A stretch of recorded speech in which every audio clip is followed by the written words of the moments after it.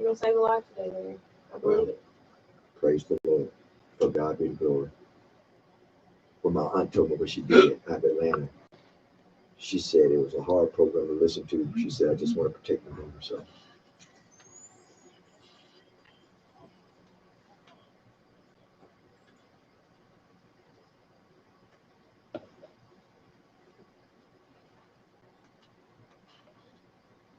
Mike's going on.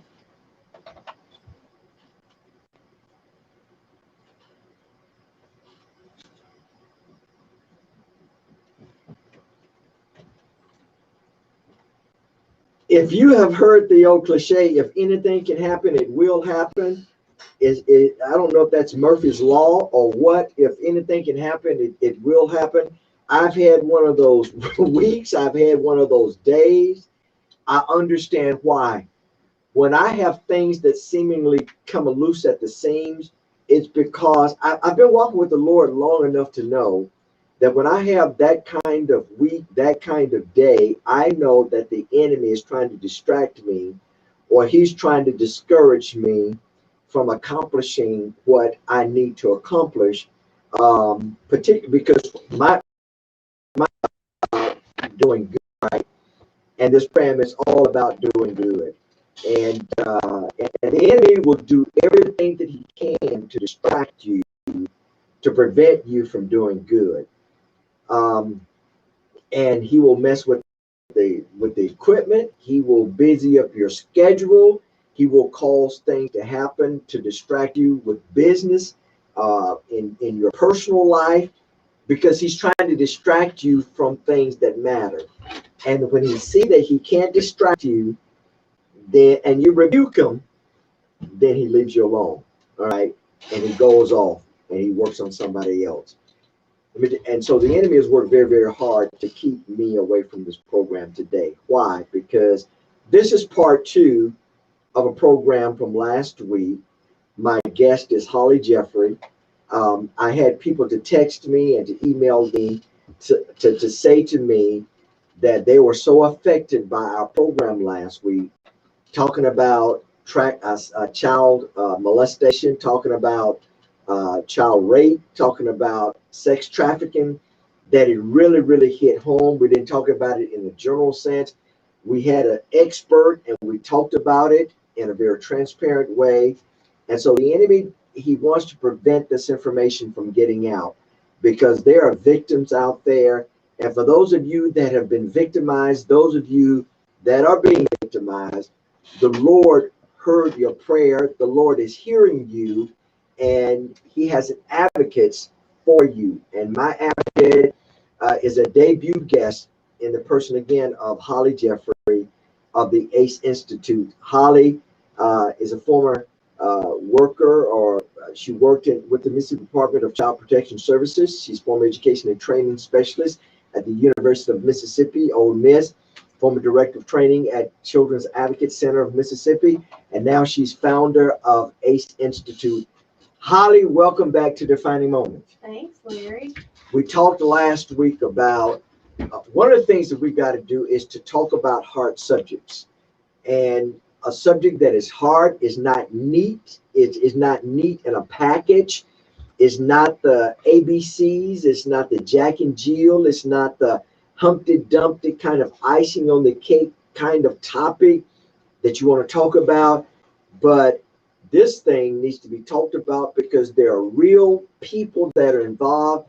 There are real victims that are involved, and there are real children that are involved and being victimized. And unless we rip the bandage off, then young people and adults will continue to be victimized. So welcome again back to Defining Moments. Thank you for letting me come. I want you to start out citing statistics, all right? And I'm going to invite Holly back as often as I need to, because we need to deal with this. If you don't identify the problem, if you don't identify and address the crime, then the crime will continue. The victimizer, the predator will continue to think that they can continue because nobody is watching. Right. I teach and train all over the country, all over Mississippi, and I recently did a lot of research on predators. I wanted to know about predators. I wanted to know how prevalent it was. I'm a child sex abuse survivor myself, and so just done a lot of research and working in this field. So I created a training not too long ago called Praying in the Pews, Prey. Not Pray. Not putting your hands together praying, but praying predators in the pews. Because there's a lot of statistics out there about, and here's the thing, this research has been out there for over 20 years. This is not new research. But it's going to be new to so many people listening to this program because this is generally not the type of research that we're all like looking for. So here's some of the stuff that I found. 1 in 3 girls, by the time that they're 18 years old, will be sexually abused. Now, sexual abuse is anything from touching a child for lustful purposes all the way to rape. So it's kind of a spectrum of, or this continuum. 1 in 3. 1 in 3 girls. 33%. 33%. Now, this research, this number, this statistic is based off of reported. Keyword reported. Reported. And you said something earlier, and you said something last week. Being molested, certainly it has to do with penetration. No, it does not. It does not have to deal with penetration. No, but we only think it Right. as that. Right. That's what I'm alluding to. But you're saying it does not only have to do with penetration. It can be someone touching them in a place that's not okay for them to touch, but penetration does not have to occur. It can be maybe pinching them on the breast, or kind of rubbing up against them in an inappropriate way. It does not have to be vaginal or anal penetration. So it can, and it can be from a peer, someone their age, or it can be by someone that's an adult. So we're talking all across that spectrum. So you're saying adults can be molested without realizing that they're being molested. Yes. In other words, you can be hugged inappropriately. There are lots of predators out there that's what they do, is that's how they are able to have so many victims, is they're able to find ways to do, like if you're in a crowd at maybe at a concert or something like that. There can be those intentional touches. But with adults, we can kind of probably sense it and get away from it. Mm-hmm. But with children, they're a lot more vulnerable. And so, the statistic is 1 in 3 children, mm-hmm. 1 in 3 girls by the time they're 18. So this is 0 to 17 years old that have been touched inappropriately or raped or sexually assaulted in some way. Here's the other statistic. Only 5% report. Wow. Only 5%. Only 95% go unreported, documented.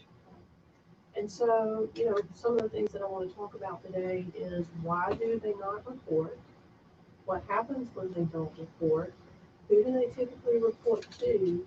And the church's responsibility in being a safe place for children to report, because I've got some pretty disturbing statistics about the faith community as well. And you suggested that early on. You suggested that the church building is a primary PREYING ground for predators. Right. And I raised my hand this morning, and I told you last week, unfortunately, and that is not to cast, any preconceived ideas or negativity, or to insult anybody that happens to work in the carnival industry, in the entertainment industry, in the fair industry. If that's your honest work, God bless you. I'm not casting certainly any aspersions on that. But when I thought of the predator, the typical ID or the MO of the predator is probably a carnival worker, is probably a guy or a young lady who works at the fair, who has tattoos from head to toe, teeth missing, right. They kind of scrubby looking, kind of smelly. Yeah. But you corrected that last week. You said a typical predator can be sitting beside you in the pews of your church, right. can be living in your house, can be living in your neighborhood, walking up and down the street with the dog, Right. all right, or can be working beside you in the office or the cubicle right beside you. Right. And so I think one reason why this is so important for me to get the information out there is because society wants to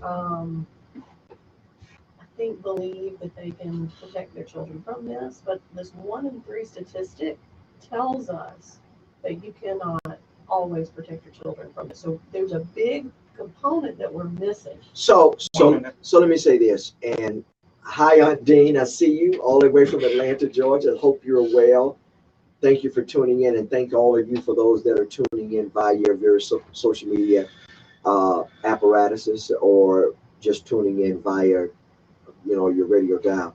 So, Holly, you got to know that's disheartening, because you're saying it is impossible for you to protect your child, your significant other, from being molested. Pretty much, yes. You cannot. So, you can't protect them 100% of the time, all the time. So now I want to talk about how can you best protect them or provide them some tools. And I want to talk about that on the other side of the break. Ladies and gentlemen, stay tuned. Holly Jeffrey on Defining Moments with Larry Nix.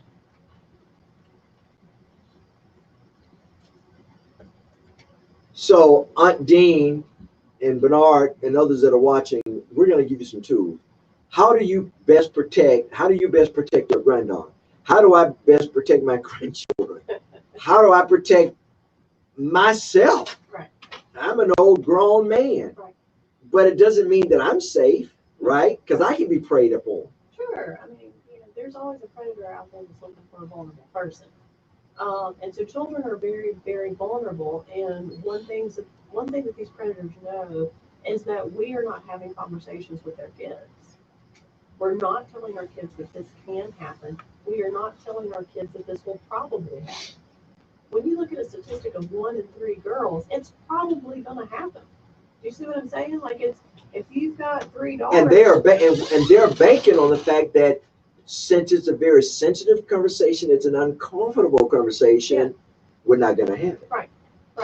They bank on this idea that, and predators will, in interviews with predators, they have said that they know that society wants to believe the good in people. And so we are not having conversations with our children. So number one, how do you protect your children? People have this idea that you're going to be able to detect the predator. So the first way of protecting your kid is getting rid of this idea that a predator looks a certain way. Just go and get rid of that idea. Right. A predator can look like a preacher, or he can look like the drug addict on the street. He can look like a businessman. He can look like a businessman. So let's look at the statistics in a study that was done in 2000. All right, let's take a deep dive. Okay.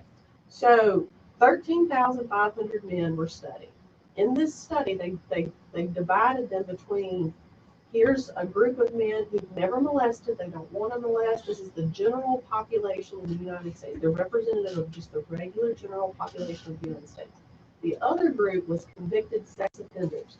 And they wanted to compare these two groups to see how much does the convicted sex offender resemble the average American man who is not. So the things that they were looking for was like marriage.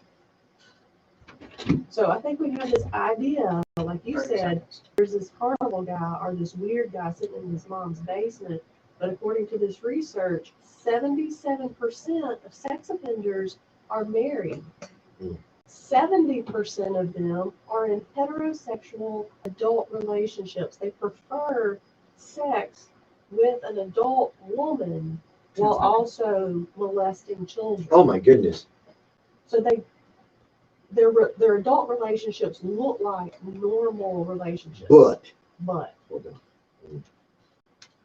Welcome back to Defining Moments. I'm your host, Larry Nix, and I'm delighted to have a professional in the field, someone who knows, someone who has worked behind the scenes, and someone that can get information on how as best as you can, how to detect a predator, but more importantly, how to prevent yourself or your loved ones from being preyed upon.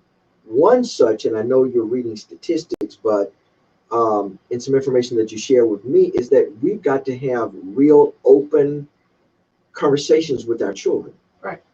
And one such way is to talk to them about that their body parts belong to them. Yes, that their body parts belong to them. What we want them to know is, starting from an early age, that it's only certain people can touch certain body parts. Like mom can give you a bath, and dad can give you a bath, and maybe grandma or grandpa can give you a bath and touch you in certain ways. But if it ever becomes a situation where you feel uncomfortable, tell somebody. So it's teaching them about body safety, Mm-hmm. and understanding that there are parts of your body that we keep private and nobody is supposed to touch you there. But when they do, you need to tell. And what if it's dad that's doing it? Well, you can't then go tell dad. You've got to give them choices of people they can tell. Tell mom, tell granddad, tell your teacher, tell your pastor, tell your Sunday school teacher. You've got to give them a list of people that they can potentially tell. And that's a very interesting point, and the reason why I wanted to jump in, because not that I'm this great hero and I have all of this wisdom, but at a certain age, I stopped bathing my girls Mm-hmm. because I wanted them to know that dad did not have a right to look at them Mm-hmm. naked, Right. and dad didn't have a right to touch them in their private parts, because I wanted them to understand that if dad couldn't do it, then no other man had a right to do it. Okay. Putting those boundaries in place and teaching them early that those boundaries are there, because the predators. Because a predator can even be your dad. The predator can be your dad. It can be a relative. It can be your It uncle. can be a sibling. It could. Here's the other thing. Going back to some of this research, 70% of these predators have offended by the age of 20. So they're starting as early as the age So of 10. 1 in 3 girls, 1 in 4 boys have been molested by age 18. The predator starts as early as 10 years old. starts as early as 10 years old. Yeah, and so 70% have offended by the time they're 20. So this can be a peer, this can be a relative, this can be your 12-year-old cousin, this can be your 10-year-old cousin, this can be your 20-year-old cousin, or brother or whatever. So, So you're saying have conversations, parents, have conversations with your children early. Yes, that no one is supposed to be touching you in these places. And name their body parts in their proper name. Yes, that's huge. Use the proper name, and quit using all this goofy, stuff that we use. Right. Quit talking baby talk to our children. Right. Use the proper names. Penis and vagina are the appropriate names. Breast. Oh my God! You're not supposed to say. Oh, you're not supposed to say that. Can I say that on the radio? Yes, you can. Okay. And we should say that to our children. Right. Because so it's okay to talk to our children using the proper name of the body part. Right. If the kid comes home and says, Uncle Jerry licked my cookie, you're not going to know what that means. And if they tell their teacher that, the teacher's not going to know what that means. And so, using the appropriate names for the body parts is important. It's and then teaching the children that if someone attempts to touch them or does touch them on those body parts, that they need to tell someone immediately. I told you the little story last week of my friend who went to a new church, and she works in this industry. She does forensic interviews and therapy with children who've been molested. She's taught her very small children when they were earlier than 3 and 4, what the appropriate names of the body parts were. They went to a new church, and she told them before they went to the new church, we're going somewhere new. These are going to be new adults that you're going to be around. Remember, tell mommy if anybody touches your penis or your vagina. And so she goes and gets her little girl out of the Sunday school room, and so the little girl's running down the hall in the church, and the little girl comes, and she's so excited. She's like, Mommy, nobody touched my vagina.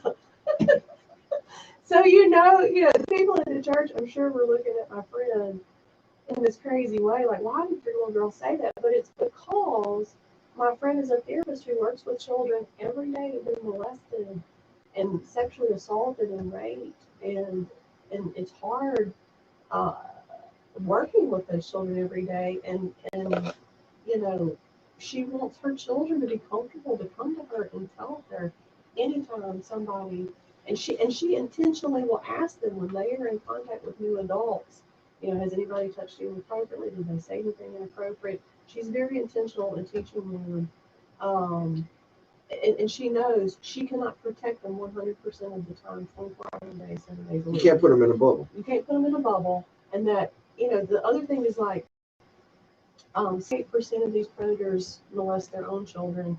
40%. Whoa, slow down. Repeat that again. 68% of these predators molest their own children. 40% molest children within their social circle. So these are going to be your friends. These are going to be the people you go to church with. These are going to be So predators are more likely to prey and molest people they know. people that they know. Right. So that's why it's important because of the relationship. How do you feel about sleepovers? And I know that's a broad Right. question.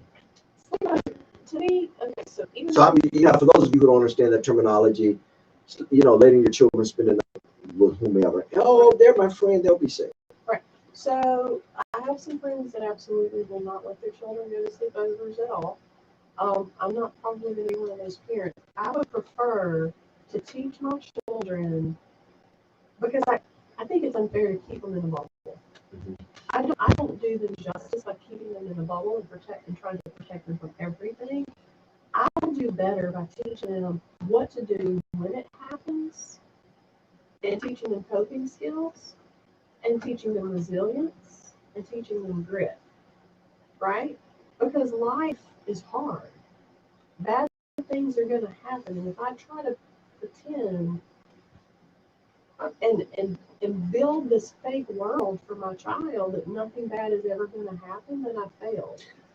Does that make sense? Yes, it makes sense. And one of the things that we allowed very, very, very, very few sleepovers.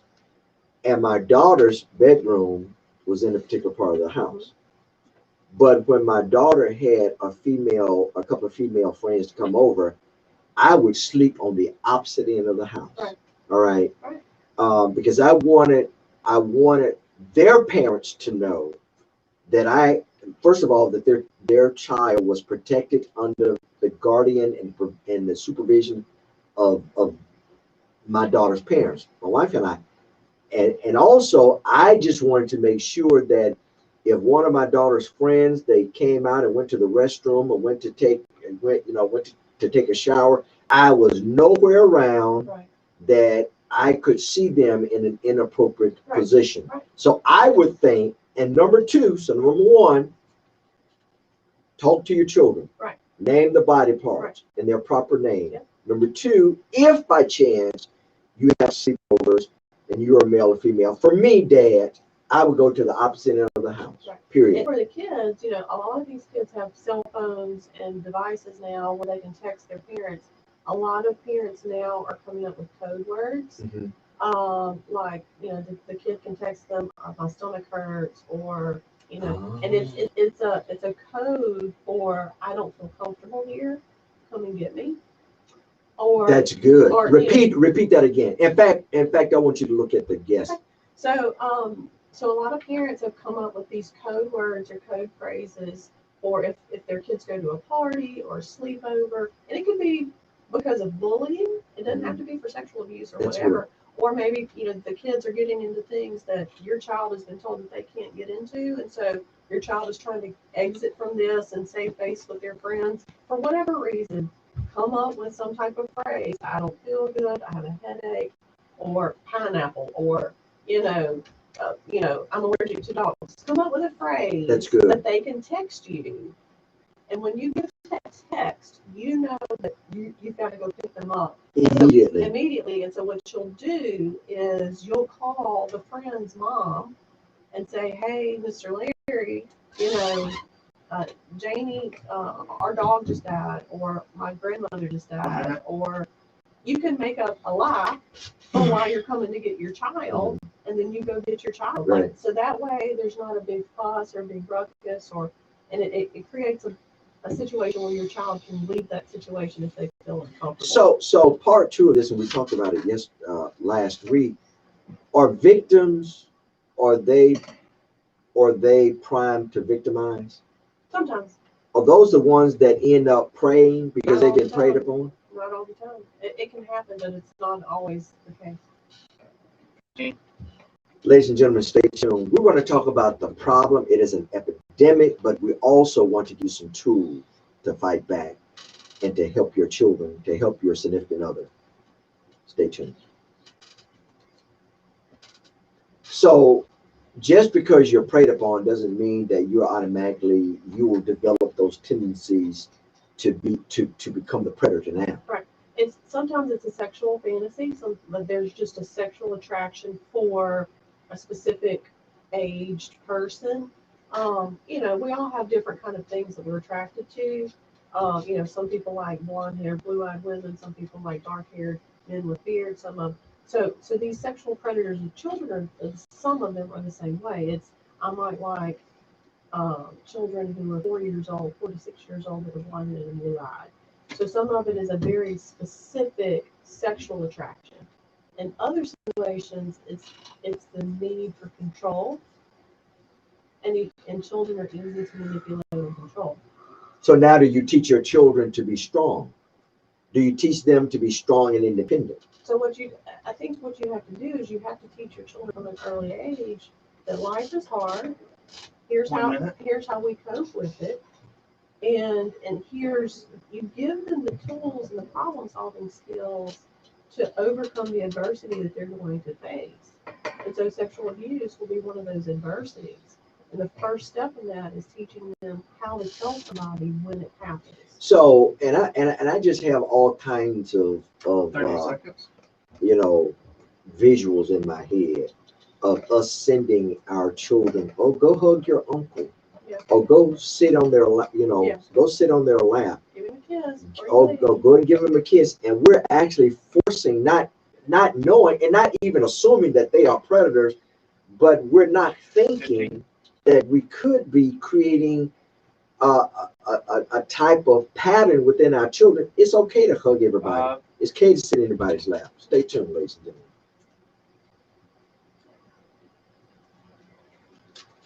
One of my favorite people in the whole world. Hey, Shannon, I see you all the way from River City. Can't hardly wait to get that hard copy book. All right, my own personal signed autograph. She is such an incredible author and just an incredible speaker. Shannon Bagley. Can't wait to get you back on the phone to talk about the I Am Woman. Did I get it right? All right, see you soon. So you're talking about sometimes we can create the kind of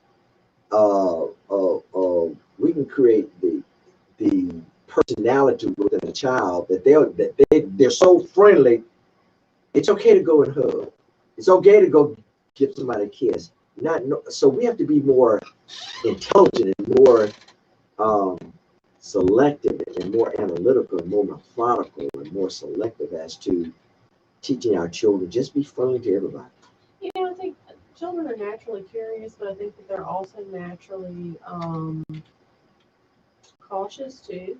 And so I think we have to be more aware when we're around people. Like I saw a really great post on social media the other day where this guy was visiting his friend. His friend has a 4-year-old daughter, and the 4-year-old daughter was like, "Go give Michael a hug." Mm-hmm. And he's like, and the little girl didn't want to. And so the mom was like prodding her, "Go give Michael a hug." Like you're kind of acting like you're mad at her and he's like, "No, she has reservations about giving me a hug, and I don't want to force her to do something that she's obviously uncomfortable with right now."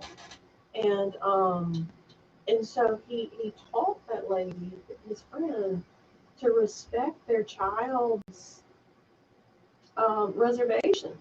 And he said, I don't want her coming and getting in my lap or giving me a hug until she's comfortable with me and she's done it on her own. So forcing the kids to do it, I would say step away from that. Be careful. Yeah. Now let me correct something. My dear friend, she's going to spank me on my hand the next time I see her.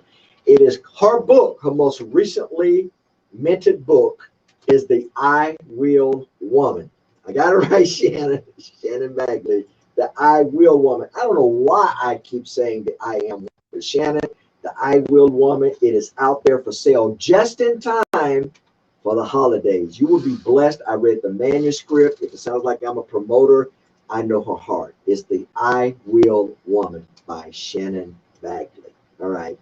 And her first book, Climbing Jacob's Ladder. That's a great read as well. Um, and so we need to be careful. So number one, we need to teach our children. We need to talk to our children in the proper manner about their body part. Breast, vagina, penis. We need to be careful with sleepovers. All right. We need to come up with code words. All right. And then number three, we need to. They need to know to tell when something If something is awkward. if something is awkward, or if something happens. Okay. And then you need to know where to take your child when this happens. You need to contact. Okay. So now, if something happens, if something happens, now we need to know what to do. Right. More than this, well, let me lay hands on you. Let me just pray. More than just not you. Okay. You know, let's just pray. You need more faith. Right. No. Or tell me who it is, and I'll go get a gun and shoot him. Oh, please don't tell your kids that. Please don't tell your kids that. Never. When you are prepping your children of when this happens, Daddy will protect you. I will kill them. Your child will not tell you. That's what happened with me. You know, when I told my mom, she said, we can't tell anybody because your daddy will kill them. And so I stayed silent so I could protect my dad. Now, this predator never got to me again, but it wasn't because he didn't try. It was because I was a 7-year-old, 8-year-old, 9-year-old, 10-year-old avoiding him. He was at every Christmas, every 4th of July, every cookout. I mean, I saw him every summer. I lived at my grandmother's house, and we lived next door to my grandmother. So it was me being savvy enough not to be around him. Now, let me take a hard pivot. Don't think that just because you're a child, a young girl, a young boy, and once you become an adult, people will no longer prey upon you. Praying will continue on. Well, a predator's a predator. They're gonna push boundaries to see who will allow them to prey. Is flirting the same as praying? No. It's not, but it can cross a boundary. You know, there are those who will push those boundaries and see how far they can get. So now let's go back because I don't want people to be so sensitive. Yeah. Because somebody gives them a compliment. Right. Your hair looks nice. Yeah. Or that's a pretty dress. Right. It's not the fact, oh, he's a predator. No. Or she's a predator. No. So don't take it to the extreme. Don't take it to the extreme. All right. So let's talk about now when I am being preyed upon or when I have been molested. Yep. What do I do? So, as a parent, what do I do? You told the child what to do. Right. Go to a trusted person. Right. All right. Your aunt, uncle, your pastor. Make sure you give them a multiple trusted people, right? Okay. Because the predator will groom the children, meaning the predator is building a rapport and relationship with the children so that the children won't tell. That's why it's so important for you to have these conversations, because if you're not, the predator is, and the predator is going to say, don't tell anybody, this is our secret. If you do tell anybody, I'll kill your dad. If you do tell anybody, I'll hurt your sister. If you do tell anybody, the predator tries to find who and what is important to you, and then will use that as a threat against you. So that should be the first alarm.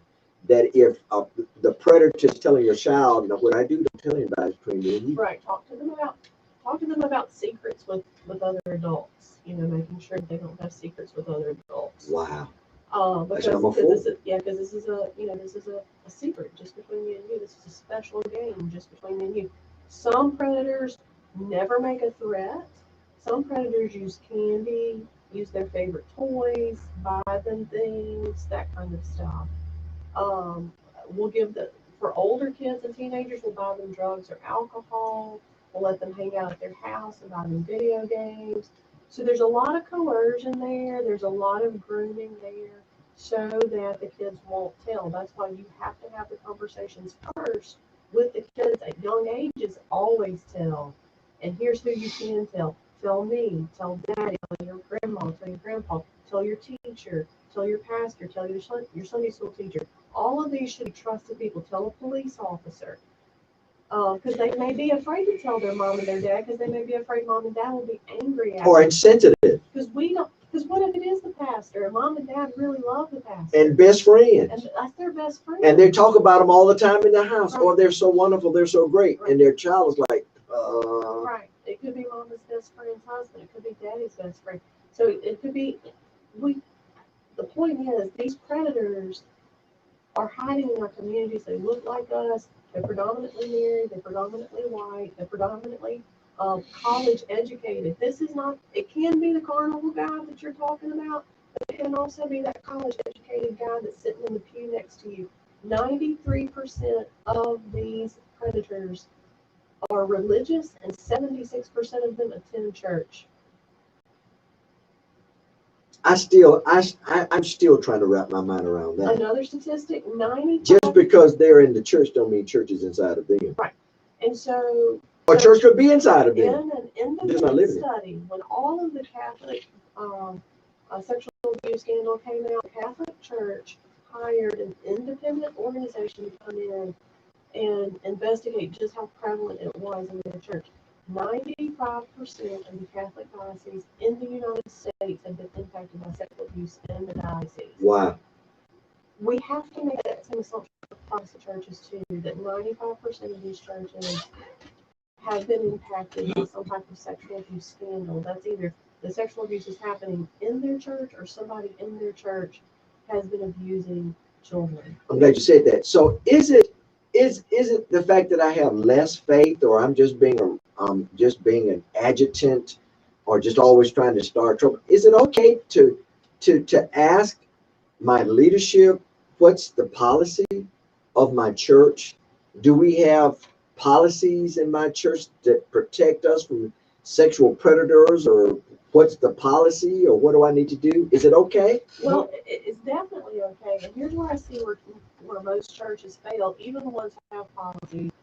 You need to, there's two things that churches need to have. One is they need to be prepared for when it happens in the church. And you just keep telling me that. You said, Larry, listen, 1 and 3, Yeah. 1 and 4. Right. It's not if it happens, it's when it happens. So what is your church's policy, Larry, on when a child is molested at church or comes to church and says, my daddy molested me? Okay, so that's one issue. What's the church going to do about it?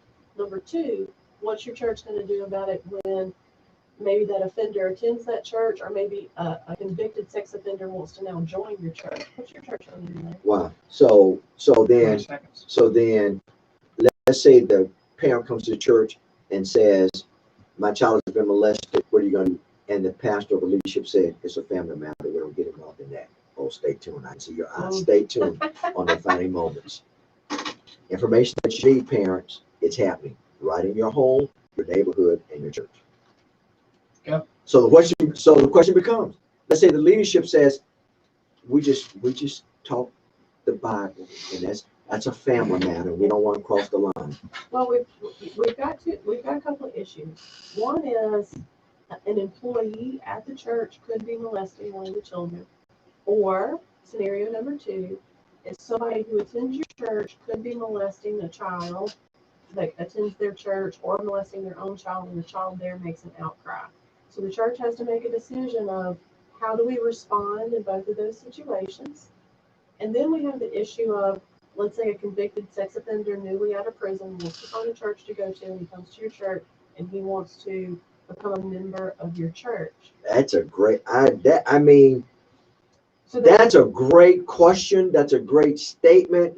What do? Do you say, well, we should have a heart of forgiving, and we believe in, resurrection, and we believe in repentance and forgiveness? But the question becomes, if you just dismiss all of that and you put a sexual predator in your congregation. So we have to go back, and this is where churches, this is where I'm passionate, because churches have to understand these predators. Christ told his disciples, be as gentle as lambs, but shrewd as snakes, because you live in the world.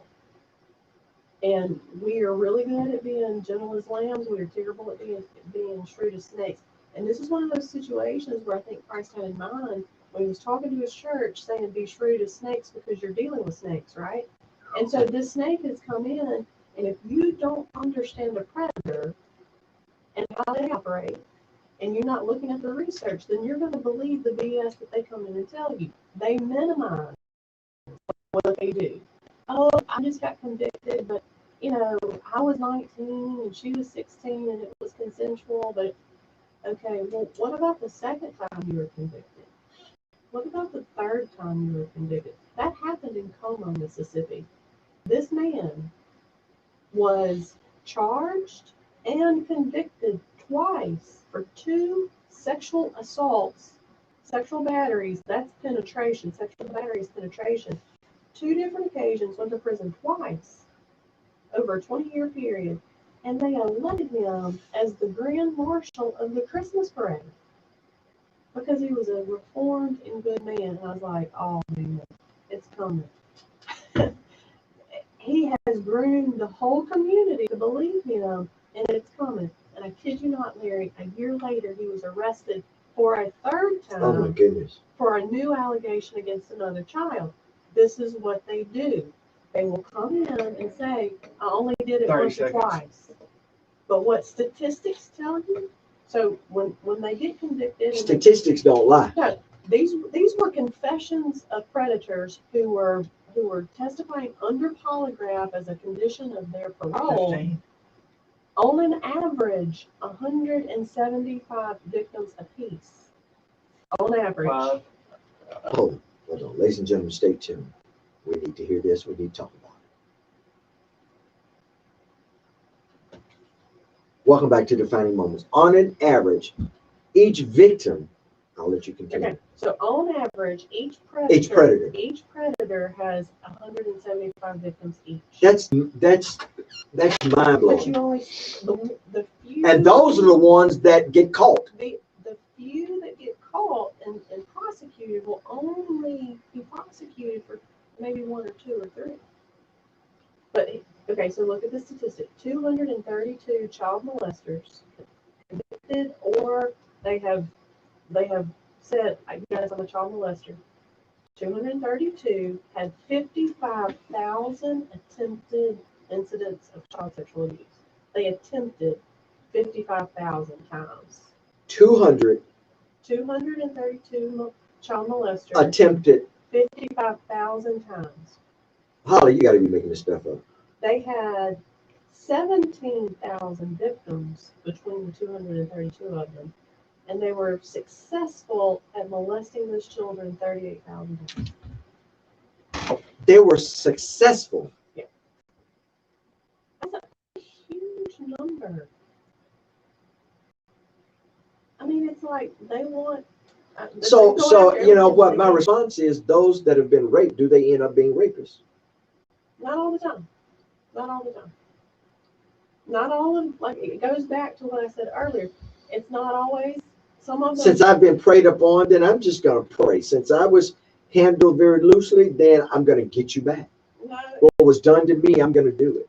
in those situations, it's more about gaining control and having. And I know control you over know somebody. this because you worked in that profession and Right. still do, Right. and you were able to see the bad, the worst of the bad. Some of these people are just, And when you share with me that this 3-year-old Yeah. has been so grossly molested and she's still having surgery. Right, she's a teenager.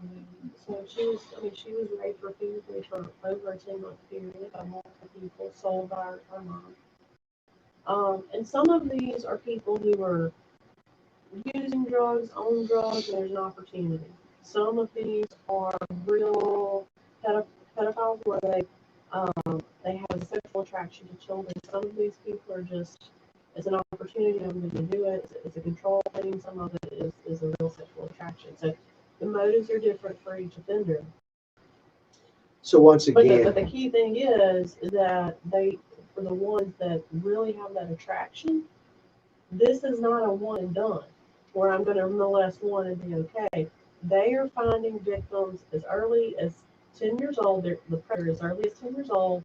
They're doing this for the rest of their life. They don't wake up as a 50-year-old man and decide I'm attracted to blonde, blue-eyed 4-year-olds to, for the first time in my life. This has been an attraction or an issue for them for most of their life. They're going to reoffend. So when they come into your church and want to attend your church and they tell you this bull that it only happened once and they minimize what happened, you as the church need to go pull the records. You can go and pull the trial. You can go and pull the court records. You can call the district attorney's office and get the real scoop on what really happened, because what they pled to may not actually be what actually happened. It may have been pled down to a lesser charge because this is the only way we can get him registered as a sex offender, but he may have really raped that kid. Shannon, thank you for that question. That's a very good question. So Shannon asked the question, what do I need to look for in child behavior as a red flag? So look for things like they're withdrawn, where they used to like give people hugs, now they don't want to. They're afraid of people that they traditionally were not afraid of. Their grades may be going down. They may be angry. They may just be really angry and aggressive, and that was just not their normal for a long time. Um, attention seeking, afraid. So those are some of the behavioral. Some of them are good. Watch their grades. Watch their grades. If they're withdrawn. And watch for behavior changes. Behavior changes. Some of them become perfectionists because they don't want you to know. So they do. They overdo it. They overdo it. So if it's a kid in the classroom, you can't get into your head, oh, she's not a victim because she's not acting such and such a way. But her perfectionism may be coming from the abuse. If you feel that you're ill-equipped to talk to your child, is there professional help? Is there a hotline such as yourself, the ACE Institute? Absolutely. How can people get in contact with you and just for training, for consultation? How can they get in contact? Go to my website. It's called lightupaces.com. Lightupaces.com. LIGHT? LIGHTUPACES.com. Fill out the form on there. I do training and advocacy. I train churches, I train communities, I train law enforcement. I'm an instructor out there at Law Enforcement Training Academy. I train social workers. Talk a lot about sexual abuse, talk a lot about physical abuse, talk a lot about sex trafficking, and how to keep your children safe. If your child makes a disclosure, we were getting to this earlier, you need to contact law enforcement and child protection services. All right, so net that down. What does all that mean, what you just said? So if a child makes an outcry to you, whether you're a professional or a parent, Mississippi has a mandatory reporting law that if a child makes an outcry that they are being abused, you have to make a report, whether you're a church, whether you're a fireman, whether you're a person walking on the street. The way the law reads, it says, if you have reasonable suspicion that a child is being abused in any way, you are mandated to make a report to the Mississippi Department of Child Protection Services. And so, if not, you become complicit. If not, you become complicit, and you can be charged. There have been pastors and there's been teachers and superintendents of education that have been charged for failing to make reports. Why? Because it's a law. No, I didn't say why. I said why. Yeah, right. It's right. And there are certain professionals that are specifically named in the law. Ministers is one of them. Really? Teachers, social workers, doctors, but ministers, and this is where the church, I think, is failing, are specifically listed as professionals who have to make those mandated reports. So you cannot, according to state law, just say it's not our problem, or this is a family matter, we're not going to get involved in this. And I think we're really negligent as churches to not train our staff how to make mandated reports. It's interesting that you would even suggest that and say that, Holly, because I wonder how many of us have even thought to ask our principal, our superintendent, our pastor, our head deacon, what's the policy of our church, what's the policy of our private school, parochial school, Christian school on how do we handle situations Well, like this? a lot of churches, especially these bigger churches, are going to have policies of things like the Sunday school rooms cannot have like solid doors. Maybe the Sunday school room has to have a window on it. There have to be 2 adults in there. That's to protect children at church from being molested. What I suppose happening is that only 5% make an outcry. They're one somebody that trusts, which could be that youth minister or that pastor or that Sunday school teacher. Well, you're not teaching and training and have policies in our churches that when a child makes an outcry to a church professional, that the church then is mandated to make a report. In other states, their policies say the entity has to make the report, like the school has to make the report, and it doesn't name a specific professional. But it's deeper than that. These predators have stolen part of the soul of these children. And the church, we represent the kingdom of God. We bring the kingdom of God to the people on earth. And when a child makes an outcry to us and we do nothing, it's tough. Are you heartened? Are you heartened as a professional in this field, and you know what you know, and you've seen the church ignoring this by large? Is your heart hardened by the where the church stands? So in this presentation that I've created, there's a quote in here that I have. It's from talking to all these different professionals. This former child sex abuse prosecutor, he has prosecuted many of these cases. This is his quote. Let me find it.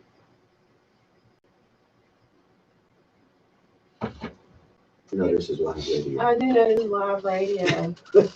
Okay, he says, I have sat across from many children who have shared the horror and confusion of being victimized by those they loved and trusted, because this is going to happen to somebody they love and trust. One of the most troubling aspects of prosecuting these cases was that time and time again, I witnessed churches failing to protect the children and failing to advocate for those who had been abused. It seemed that the only time the church came to court was to express support for the alleged offender. We are falling prey to the offenders. We're buying into their bull That's hard. and not believing the kids. Stay tuned.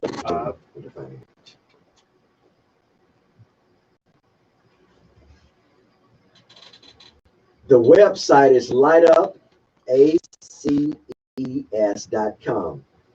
www.lightupACES.com. Yes.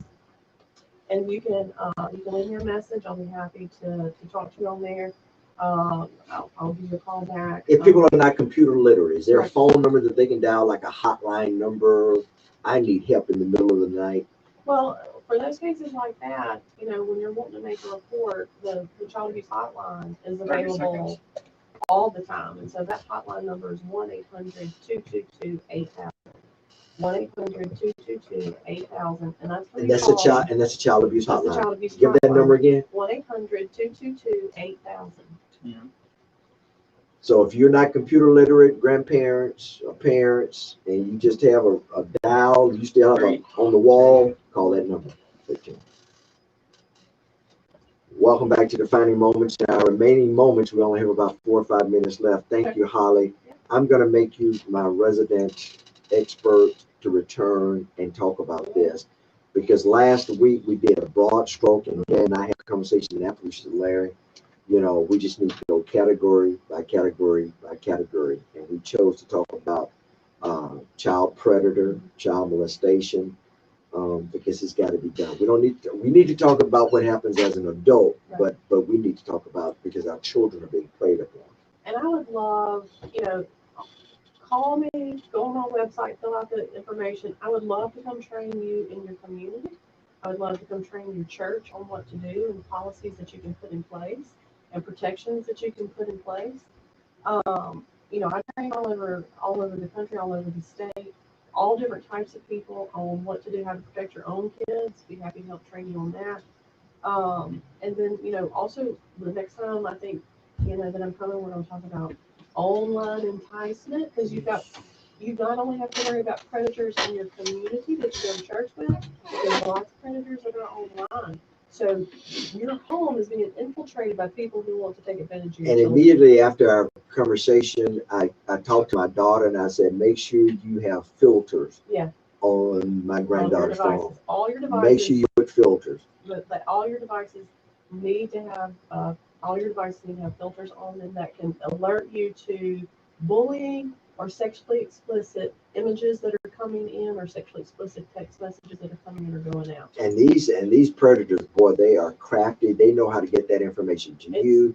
Some of the stuff that I see coming over through some of these social media platforms, that people are so addicted to. Yes. It looks so innocent. I mean, little bitty kids, as young as 7, 8, 9 years old are being targeted on some of these gaming apps and things like that. And so, if you're not having, I had a friend call me a couple weeks ago. Her 10-year-old son was being kind of stalked by an adult man on one of these gaming platforms called Roblox.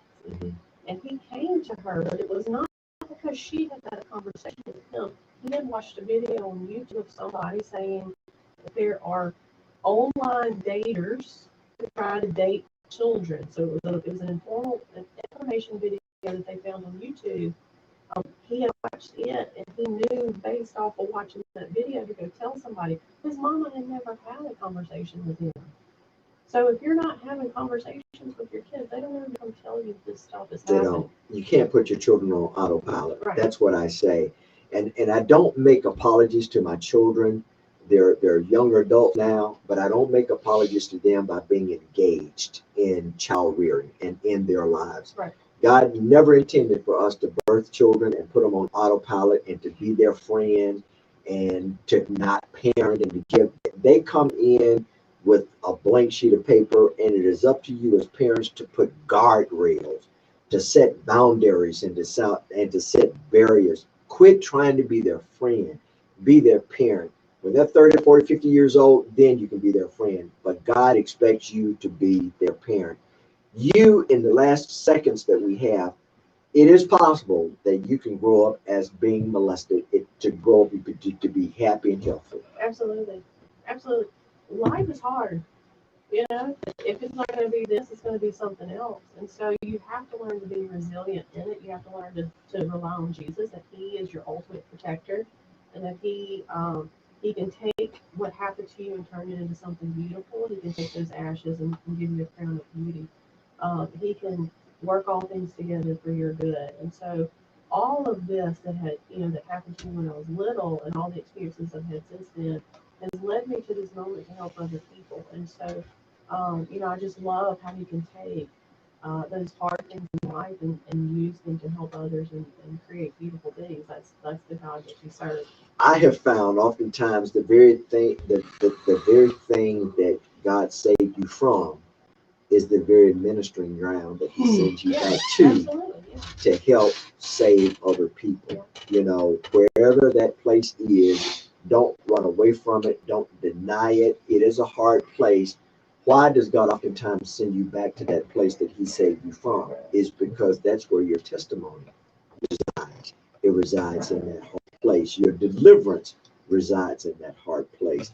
And it is often in that hard place where you're able to develop and to kindle your relationship. In the last 30 seconds, what would you tell our people that are watching and viewing? I tell them to, again, just have conversations with your children. I would say have conversations with your church and make sure your church is doing what it is they're supposed to do. We are supposed to bring the kingdom. And when this happens to these children and the church is not there and is not prepared to help them, and these spiritual wounds that these children have from what happened to them keep them out of the kingdom. They run from the kingdom because the kingdom didn't protect them. Yeah. And we have that obligation as a church to step in and be the defenders of these children. Quickly, someone asked, do you have any suggestions for filters? I like Bark. Bark, B-A-R-K, is a company that has some filters, but there's a couple of others that are out there. There's new filters coming out every day. Just get online and do your homework. Yeah, ladies and gentlemen, my guest has been Holly Jeffrey, founder of the ACE Institute. Go to that website. She will be a blessing. She's available to you. Remember, be aware, be conscious, be in tune to your children, not only to your children, but what's around you and who around you. Lastly, remember, if you don't allow Jesus to pay for your sins, you will have to. See you next week. Thank you. Thank you, Holly, again for joining us. Thank you for joining us. We'll have Holly back. Be in tune. Once again, just give like 3 or 4 things that we need to be aware of with our children. How can we suspect if something is going on? Use the names of reading the body, the real names for body parts. Teach them to tell you when it does happen because it's likely they will. Know who to call. Call Child Protection Services and law enforcement when it happens so they can investigate it. They will set you up with an appointment with the Child Advocacy Center. The Children's Advocacy Center, there are 11 or 12 of those around the state, and they will set up for therapeutic services and follow-up services to make sure that your child is doing okay after this happens, because it's going to be a long journey of healing for these children. And so it's not getting it investigated, it's being sure that they thrive at the end of this. We don't want these children developing poor coping habits and poor coping skills because of this. We want them to be spiritually whole, physically whole, emotionally whole after all of this happens. And that starts with you as a parent taking the necessary steps to reach out to law enforcement and child protection services. They're the ones that get the ball rolling with therapy and make some children may need medical exams. Yeah. And so all that kind of stuff. And if you wonder if it is possible to be whole and to thrive, wonder no longer.